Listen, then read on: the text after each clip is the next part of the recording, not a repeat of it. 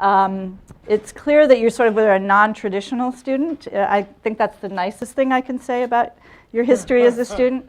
So can you tell them a little bit about your student background and what you found difficult or challenging? Yeah, it's always like embarrassing. Over the past 5 years, I've been called to talk to students, which is a weird experience. I had to go to LA last week and talk to a trade group of educators from colleges, and I just, whenever I'm in front of students, I just look at them like, if my dad were here, he would like bust out laughing. My mother too. You were expelled from high school. Yeah, I was expelled from high school You twice. failed English. I did. So I was thought to be an intelligent kid, but I just had great difficulty sitting in a class and doing assignments. I've always had great difficulty sitting in class doing assignments. I tend to, for whatever reason, be interested in whatever I'm interested in maniacally and don't want anybody else to tell me about anything. That turns out to be a great skill if you're going to be a blogger or a journalist. If you're going to be a student in Baltimore City Public Schools or generally at any college, it's not so good.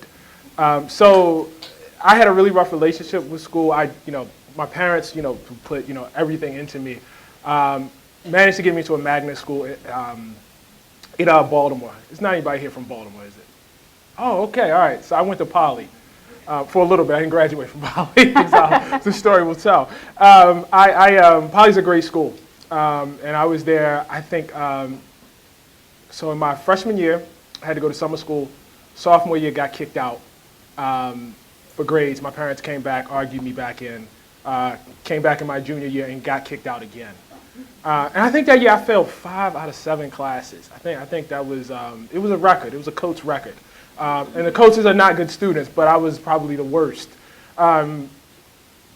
When I went to my regular high school, managed to do enough with my grades and enough with my SATs to go to college at Howard, where I did only marginally better, and ended up dropping out of Howard also.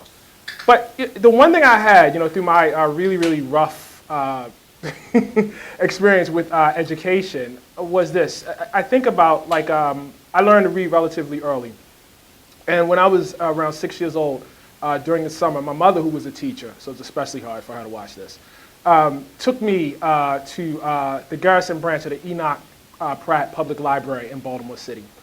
And they had a game. And it was basically one of these things where they try to encourage kids to read books independently.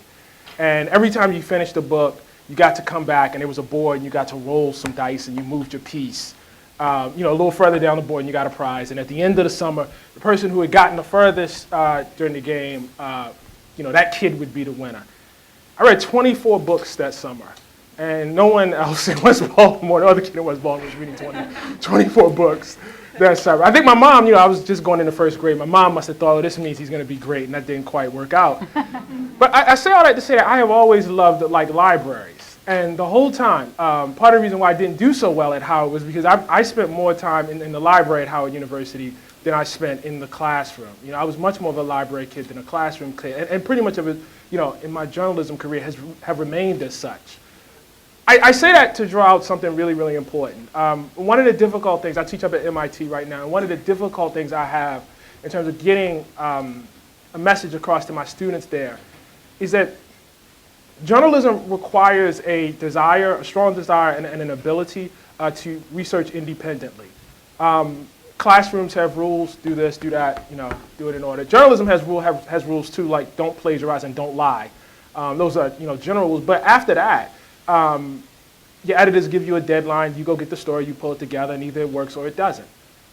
It's so much more on you. It's so much more of an entrepreneurial act. And as a young person, I was much more of an entrepreneurial, learner. And I think, any success I've had in journalism really, really goes back to that.